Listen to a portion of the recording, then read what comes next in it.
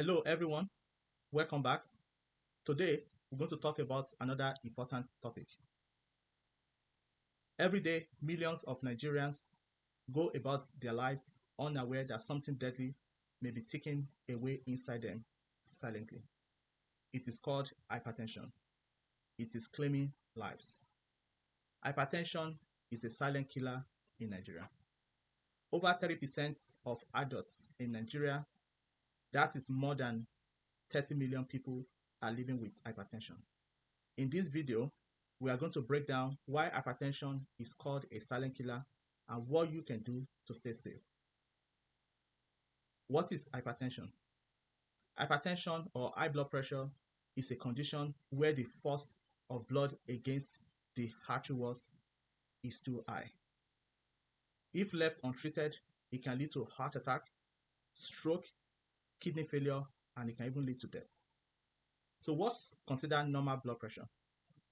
Normal blood pressure is less than 120 over 80 millimeter mercury. The top number, which is the 120, is what we call systolic blood pressure. And that's the pressure when your heart beats. The bottom number, which is 80, is what we call diastolic blood pressure. And that's the pressure when your heart rests between beats. And when we say somebody have high blood pressure or hypertension, is when the blood pressure is 130 over 80 or higher.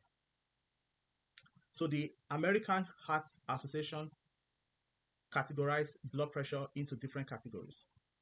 So we have normal blood pressure, like we mentioned earlier. So the top number less than 120 and the bottom number less than 80.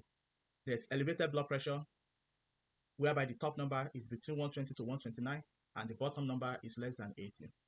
There's a stage 1 high blood pressure, where the top number is between 130 to 139 and the bottom number is between 80, or the bottom number is between 80 to 89.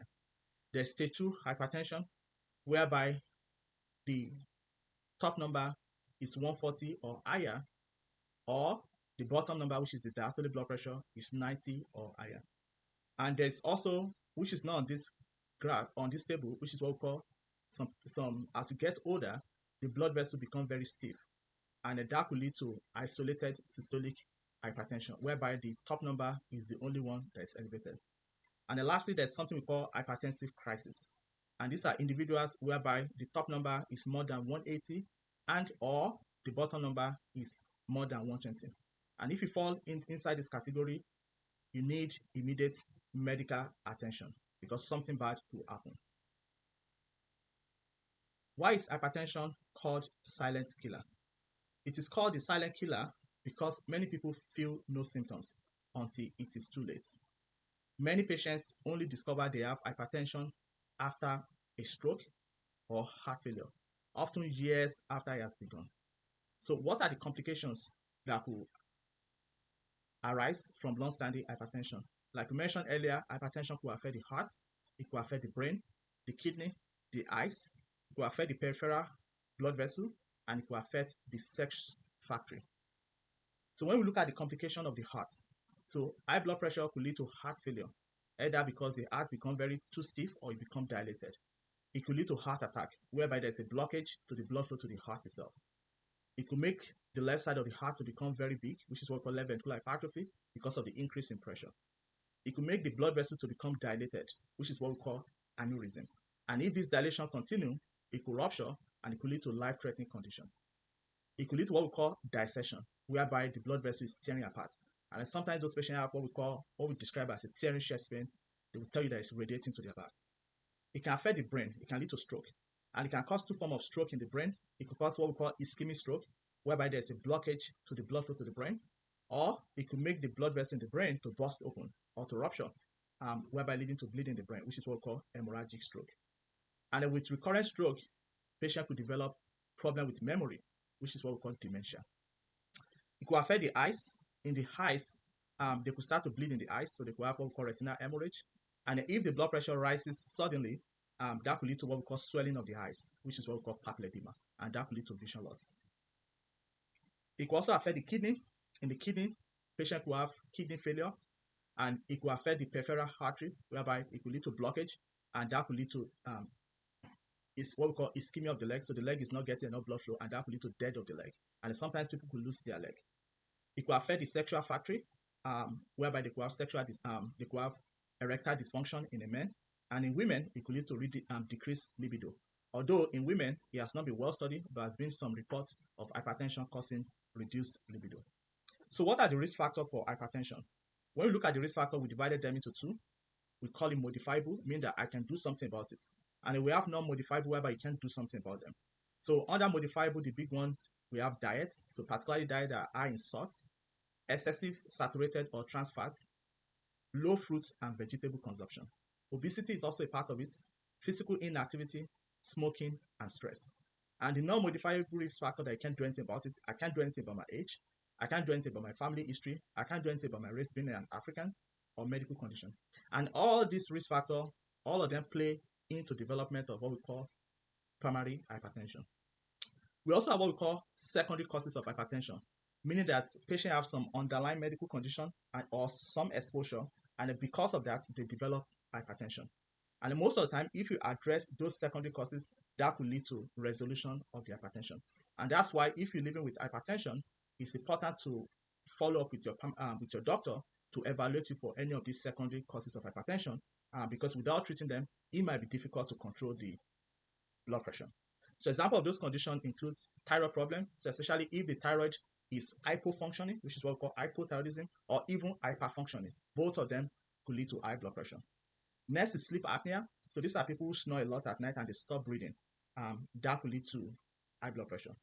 Congenital defects, example like congenital defects that affect the blood vessel, like what we call coarctation of aorta, or some enzyme deficiency in the adrenal gland. All this could lead to high blood pressure.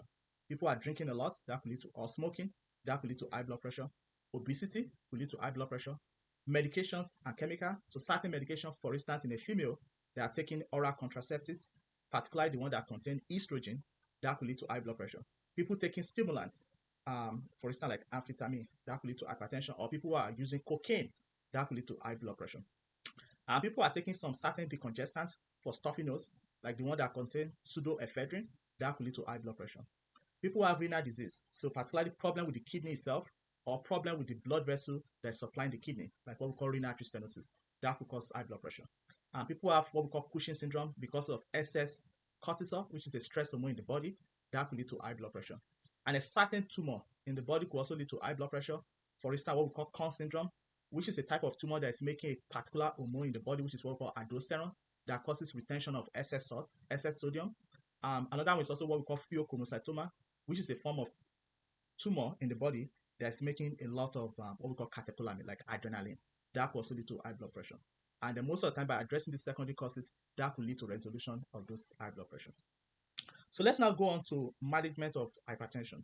The management of hypertension is divided into four major cornerstones. So we have blood pressure monitoring, regular blood pressure monitoring, healthy diet, regular exercise, and then medication. And then when we look at in terms of diet, so most importantly, low salt diets, low saturated fats, and then you want to be eating more of fruits and vegetables. In terms of exercise, it's important to exercise at least 150 minutes per week. And then lastly, you want to take your prescribed medications. And the common medication that we use in Nigeria includes things like amlodipine, losartan, lisinopril, atenolol. And of course, the list is a lot. This is just to mention a few. And it's important to make it a personal duty to check your blood pressure regularly. If you are living with hypertension, remember, it is not a death sentence. There is hope. With the right lifestyle changes, medications, and support from your doctor, you can manage it effectively. Please consult your doctor for a personalized treatment plan and stay consistent with your follow-up. In the next video, we will go over common medications for hypertension in Nigeria, how they work, side effects to watch out for, and how much they cost in Nigeria, because it's important to talk about the price implication. If you have learned something today, don't forget to like, subscribe, and share this video. Take care of your heart, and I will see you in the next video.